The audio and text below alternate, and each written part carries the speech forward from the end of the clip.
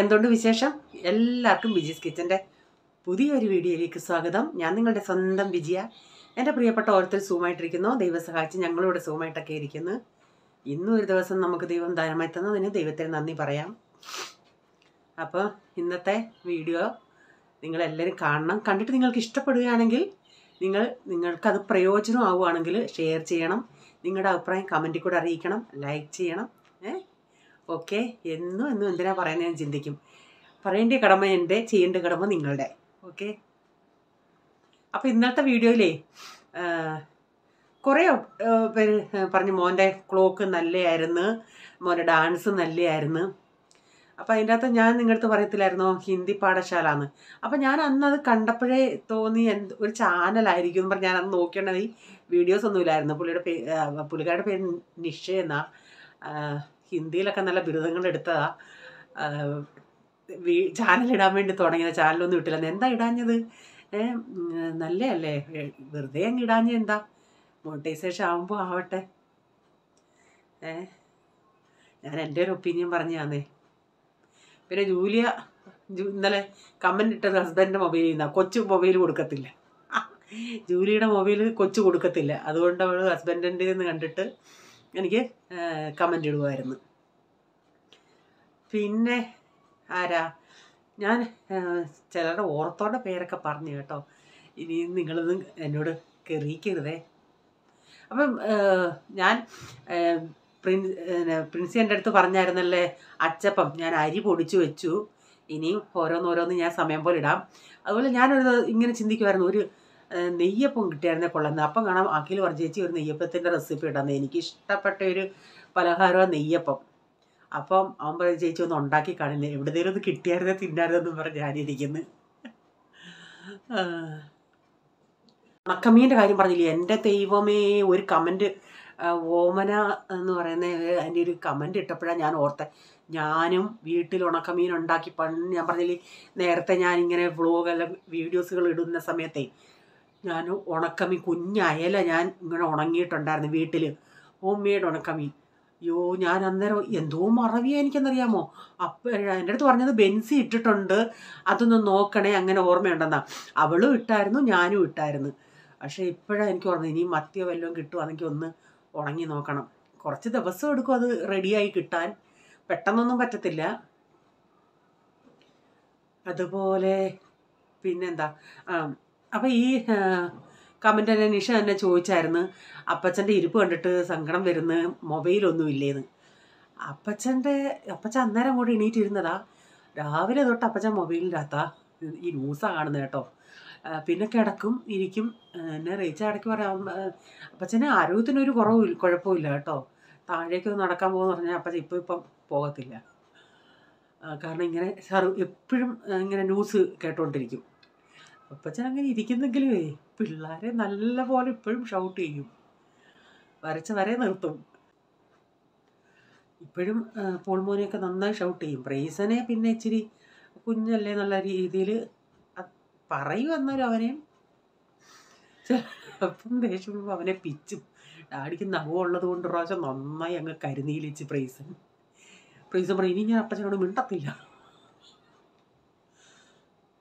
പിച്ചിയതല്ല, ഇങ്ങനെ പിടിച്ച വഴിക്ക് നഖം കൊണ്ടതാ. പിന്നെന്താ, പിന്നെ ആരാ ചോദിച്ചാൽ ഞാനൊന്ന് മറന്നുപോയി.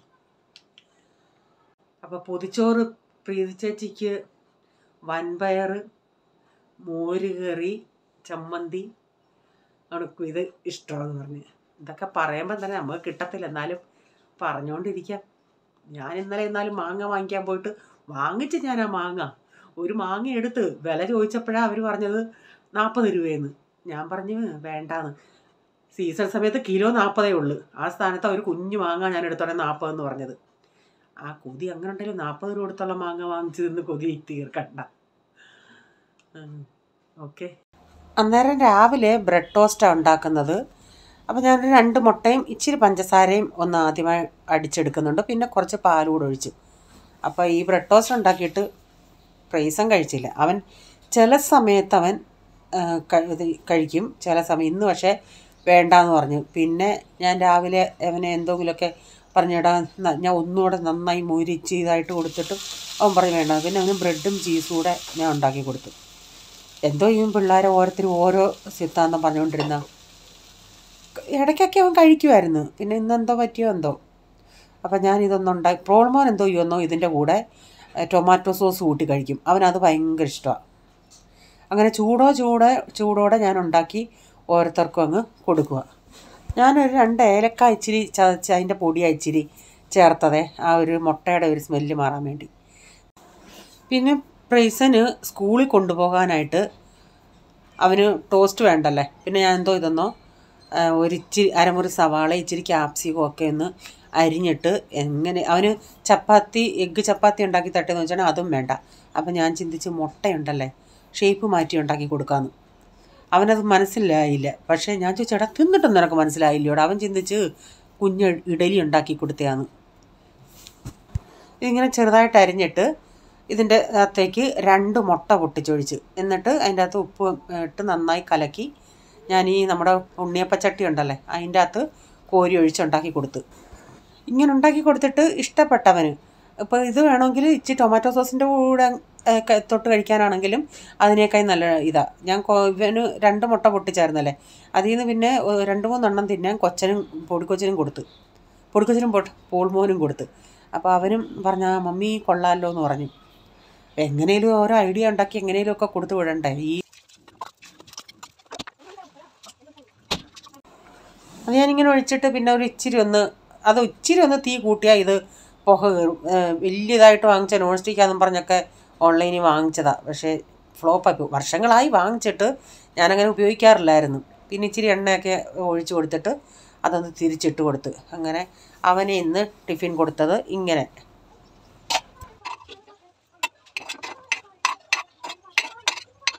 പിന്നെ ഞാൻ തോരൻ വെക്കാനായിട്ട് ഉച്ചയ്ക്ക് നമ്മുടെ ഉലുവായില ഉണ്ടല്ലേ അത് അരിഞ്ഞെടുത്തിട്ടുണ്ട്. പക്ഷേ ഇത് റീച്ചാൻ ശരിക്കും നോക്കിയില്ല. വാങ്ങിച്ചുകൊണ്ട് വന്ന് ഇച്ചിരി അകമൊക്കെ ഇച്ചിരി ഇല ഇത്തിരി പഴുത്ത് വരുന്നതായിരുന്നു. നഷ്ടമായിപ്പോയി. കുറേ കളയേണ്ടി വന്നു. മൂത്തതായിപ്പോയി ഇല.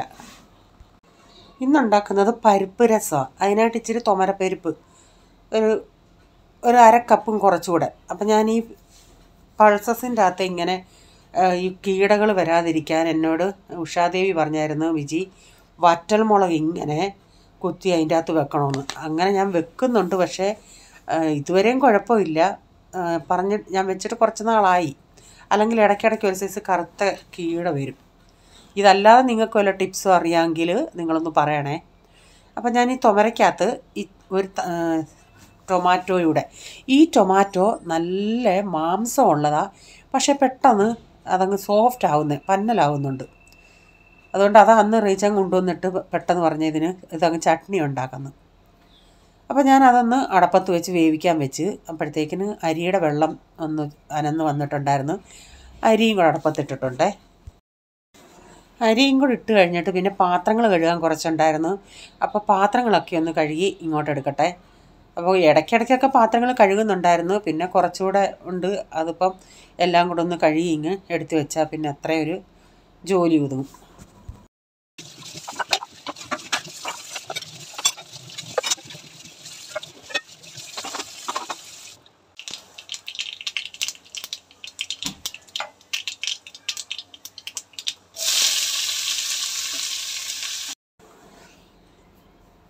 നമ്മുടെ ഉലുവായിലയ്ക്ക് വേണ്ടി ഞാനിവിടെ കുറച്ച് 2 വലിയ സവാള എടുത്തിട്ടുണ്ട്. അപ്പോൾ ഇന്നാൾ എൻ്റെ അടുത്ത് ലതയാന്തോന്ന് പറഞ്ഞ ചേച്ചി ഇതിൻ്റെ അകത്ത് ക്യാരറ്റ് കൂടി ഇട്ടാൽ ആ കയ്പ്പ് അറിയത്തില്ലെന്നും. എനിക്ക് ഈ കയ്പ്പ് കുഴപ്പം ഇത് അങ്ങനെ വലിയ കയ്പ്പില്ല. ഇപ്പം ഞാൻ ഈ സവാള ചേർത്തില്ല ഇത്രയും. അപ്പോൾ ഒട്ടും കയ്പ്പ് അറിയത്തില്ല. അതനുസരിച്ച് തേങ്ങയും ചേർത്താൽ മതി. ക്യാരറ്റ് അല്ലെങ്കിലും എൻ്റെ ഇല്ലായിരുന്നു. ഉണ്ടായിരുന്നെങ്കിൽ ഞാൻ അതുകൂടെ ഒന്ന് അരിഞ്ഞ് ചേർത്തേനെയായിരുന്നു. അപ്പോൾ ഞാനിതിൽ 2 സവാളയും ചേർത്ത് വെളുത്തുള്ളി ഞാൻ വട്ടത്തിലരിഞ്ഞതാണ്. ഒരു 10 അല്ലിയോളം വെളുത്തുള്ളി കുറച്ചുകൂടെ ചതച്ചിടുകയും ഒക്കെ ചെയ്താൽ ഈ തോരന് നല്ല ടേസ്റ്റാണ്. പക്ഷേ വെളുത്തുള്ളിയുടെ വില കേട്ടിട്ട് 10 എണ്ണേ ഞാൻ എടുത്തുള്ളൂ. ഇപ്പോഴും 320-340 രൂപ എങ്ങാണ്ട. എന്നിട്ട് ആവശ്യത്തിനുള്ള തേങ്ങയും ഇട്ട് മഞ്ഞൾപ്പൊടി ഇട്ടതിന് ശേഷം ആ ഉലുവായില ഞാൻ ഇങ്ങോട്ട് ഇട്ട് കൊടുത്തിട്ടുണ്ട്. എന്നിട്ട് നന്നായി കുറേ നേരം അങ്ങ് ഹൈ ഫ്ലെയിമിലങ്ങ് ഇളക്കണം. വെള്ളം ഒട്ടും ഒഴിക്കരുത്. ഇളക്കി അത് വരുമ്പോഴത്തേന് ഇതെല്ലാം ഒന്ന് താഴും. എന്നിട്ട് അടച്ച് കുറച്ച് നേരം വെച്ചിരുന്നാൽ മതി. ഞാൻ ലാസ്റ്റ് ഇച്ചിരി ചിലപ്പം വെളിച്ചെണ്ണ ഒഴിക്കും. അപ്പം നല്ലൊരു ടേസ്റ്റാണ് വെളിച്ചെണ്ണയുടെ. അപ്പോൾ ഈ ഇലയുടെ എന്താ പറയുന്ന എൻഡ് വശത്തെ ഈ നാമ്പ് വരത്തില്ല, അവിടെ പൂക്കളുണ്ടായിരുന്നു. അതിൻ്റെ അർത്ഥം അത് മുറ്റിയ ഇലയായിരുന്നു. ഞാൻ പറയും ഇനി വാങ്ങിക്കുമ്പോൾ ഇങ്ങനെ ഈ പൂവ് ഉള്ളത് വാങ്ങിക്കല്ലേ, അതാകുമ്പോൾ മുറ്റിയതാണ്. തളിരിലയാണെങ്കിൽ നല്ലതാണ്. ഇതിൻ്റെ തണ്ടൊന്നും നമുക്ക് എടുക്കാൻ പറ്റത്തില്ലായിരുന്നു. തളിരിൻ്റെ ആണെങ്കിൽ തണ്ടും നമുക്ക് അരിയാൻ പറ്റും, നല്ല സോഫ്റ്റ് പോലെ ഇരിക്കും. ഇതിൻ്റെ തണ്ട് നല്ല കട്ടിയായിരുന്നു, ഇലകൾ മാത്രമേ നമുക്ക് കിട്ടിയുള്ളൂ. അപ്പോൾ ഞാൻ പറഞ്ഞു ഇത് കൊള്ളത്തല മുറ്റുകയെന്ന് പറഞ്ഞാൽ എൻ്റെ അടുത്ത് എന്നാ അങ്ങ് കള. ഞാൻ പറഞ്ഞു എല്ലാത്തിനും കളയെന്നങ്ങ് പറഞ്ഞാൽ മതിയല്ലേ, കളയാൻ എളുപ്പമാണ്. കുറച്ച് നേരം ഞാനിങ്ങനെ ഇളക്കി അടച്ച് വെച്ച് ഇപ്പം എന്താണ്ടേ നമ്മുടെ തോരനൊക്കെ നന്നായി വെന്തിട്ടുണ്ട്. ഞാൻ ഇച്ചിരി എടുത്ത് തിന്ന് നോക്കി. അതിലേക്ക് ഇച്ചിരി വെളിച്ചെണ്ണയും കൂടെ ഒഴിച്ച് കൊടുത്തിട്ടുണ്ട്. അപ്പോൾ രസത്തിന് വേണ്ടി നമ്മൾ പരിപ്പ് വേവിക്കാൻ ഞാൻ വെച്ചല്ലേ, പിന്നെ ഇതിൻ്റെ അകത്ത് പുളി പിഴിഞ്ഞ് പുളിവെള്ളവും പിന്നെ കുരുമുളക് പൊടിയും കൂടെ ഇട്ട് ഉപ്പും ഇച്ചിരി മഞ്ഞൾപ്പൊടിയും കൂടെ ഇട്ടിട്ട് ഇത് തിളപ്പിക്കും. ഞാൻ പറഞ്ഞാൽ ഇപ്രാവശ്യം ഈ പുളി നമ്മൾ വാങ്ങിച്ചാൽ അതിൻ്റെ അകത്ത് ഞാൻ എത്ര പ്രാവശ്യം അരിച്ചിട്ടാണ് ഇത് ഉപയോഗിക്കുന്നതെന്ന് അറിയാമോ? മണി തരി പോലെ മണ്ണുണ്ട്. ഞാനതുകൊണ്ട് ആ പുളി കുറച്ച് ആദ്യം നമ്മളിങ്ങനെ സാമ്പാറും ഇത് ഉണ്ടാക്കുവാണെങ്കിൽ ആ പുളി ഒന്നി ചൂടുവെള്ളത്തിൻ്റെ മണ്ടയിൽ വെക്കും, അത് നന്നായി ഒന്ന് സോഫ്റ്റ് ആവാൻ വേണ്ടി. അല്ലെങ്കിൽ ഇച്ചിരി ചൂടുവെള്ളത്തിൽ ഇടും, അത് വെള്ളം തിളപ്പിച്ചിട്ട് അതിൻ്റെ അകത്താണ് ഇടുന്നത്. അപ്പോൾ സോഫ്റ്റ് ആകുമ്പോൾ നമുക്ക് പെട്ടെന്ന് ഞെവിടി കഴുകിയെടുക്കാമല്ലേ. അപ്പോൾ പരിപ്പ് അവിടെ വെന്തിട്ടുണ്ട്. ആ പരിപ്പ് ഇപ്പം നന്നായി പരിപ്പ് വേവണേ. പരിപ്പ് ആ വെന്ത പരിപ്പ് കൂടെ ഇതിൻ്റെ അകത്ത് ഒഴിച്ചിട്ട് ഇത് നമുക്കൊന്നുകൂടെ ഒന്ന് നന്നായി തിളപ്പിക്കാം. പരിപ്പ് രസം വെക്കാൻ തുമരപ്പരിപ്പ് തന്നെ വേണമെന്നില്ല. നമ്മുടെ മൂങ്ക് ഡാളുണ്ടല്ലേ, അത് വേണേൽ ഇടാം, മസൂർ ഡാൾ വേണേൽ ഇടാം. അപ്പോൾ അത് പരിപ്പൊക്കെ നിങ്ങളുടെ താല്പര്യത്തിനനുസരിച്ച് ഇത്തിരിയും കൂടെ കുറുക്കിയ വേണമെങ്കിൽ കുറച്ചുകൂടെ ഒരു കപ്പോളമൊക്കെ എടുക്കാം. അപ്പോൾ ഞാനതൊന്ന് ഇപ്പോൾ തോരൻ ഇങ്ങോട്ടെടുത്ത് വെച്ചിട്ട് ഇതൊന്ന് അടപ്പത്ത് വെച്ചൊന്ന് തിളപ്പിക്കട്ടെ.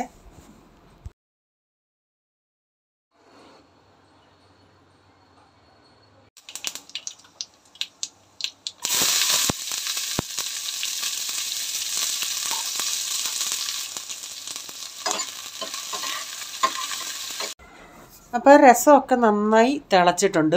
അപ്പോൾ ഇതിലേക്ക് ഇനി കടുക് വറുത്ത് ചേർക്കണം. കടുക് വറുക്കാനായിട്ട് ഞാൻ ഒരു നുള്ളി ജീരകവും ചേർത്ത് കടുകും ചേർത്ത് എന്നിട്ട് അരമുറി സവാള, കുറച്ച് വെളുത്തുള്ളി ഇതെല്ലാം കൂടി ഇതിലിട്ട് നന്നായി ഒന്ന് വഴറ്റിയതിന് ശേഷം ഇത്തിരി മഞ്ഞൾപ്പൊടിയും മുളക് പൊടിയും ഉലുവാപ്പൊടിയും കായപ്പൊടിയും ഇതെല്ലാം കൂടി ഇട്ടിട്ട് നന്നായി വഴറ്റി ഇതിൻ്റെ അകത്ത് ചേർക്കും. ഒരു ചെറിയ കഷ്ണം ഇഞ്ചി ഞാൻ അതിൻ്റെ അകത്തൊന്ന് ചതച്ചിട്ടായിരുന്നേ. ഇന്ന് ഒരാൾ ഉച്ചയ്ക്ക് ചപ്പാത്തി ആയിരുന്നല്ലേ പോൾമോൻ, രാത്രി കൊടുക്കാൻ നേരം രസം ഇങ്ങനെ കൊടുത്തണ്ടേ. രസം ഇഷ്ടമാണ്. അന്നേരം ചോദിക്കുമോ, അയ്യോ ഇത്തിരി മോറേറി മോരെന്നല്ല പറയാം, ഇത്തിരി മോറേറി എന്താ ഉണ്ടാക്കാഞ്ഞത്. ഞാൻ പറഞ്ഞ് രസമുണ്ട്, അതുകൊണ്ട് ഇന്ന് മോറേറി ഉണ്ടാക്കിയില്ലെന്ന് പറഞ്ഞു. അവൻ എപ്പോഴാണേലും മോറേറി. അപ്പോൾ ഇന്നത്തെ വീഡിയോയിലെ വിശേഷങ്ങൾ ഇതൊക്കെയായിരുന്നു. നിങ്ങൾക്ക് വീഡിയോ അല്പമെങ്കിലും ഇഷ്ടമായെങ്കിൽ ഷെയർ ചെയ്യാനും ലൈക്ക് ചെയ്യാനും നിങ്ങളുടെ അഭിപ്രായം കമൻറ്റിൽ കൂടെ അറിയിക്കണേ. സബ്സ്ക്രൈബ് ചെയ്തിട്ടില്ലെങ്കിൽ ഒന്ന് സബ്സ്ക്രൈബ് ചെയ്തിട്ട് ബെല്ലൈക്കൺ ബട്ടണോടെ പ്രസ് ചെയ്യുകയാണെങ്കിൽ ഓൾ എന്നൊരു ഓപ്ഷൻ വരും. അതോടെ പ്രസ് ചെയ്യുകയാണെങ്കിൽ ഞാനിടുന്ന വീഡിയോയുടെ നോട്ടിഫിക്കേഷൻ നിങ്ങൾക്ക് എന്നും വരുന്നതായിരിക്കും. ഇനിയൊരു പുതിയ വീഡിയോയുമായി വരും വരെ bye, God bless you all. Thank you, take care, bye, see U.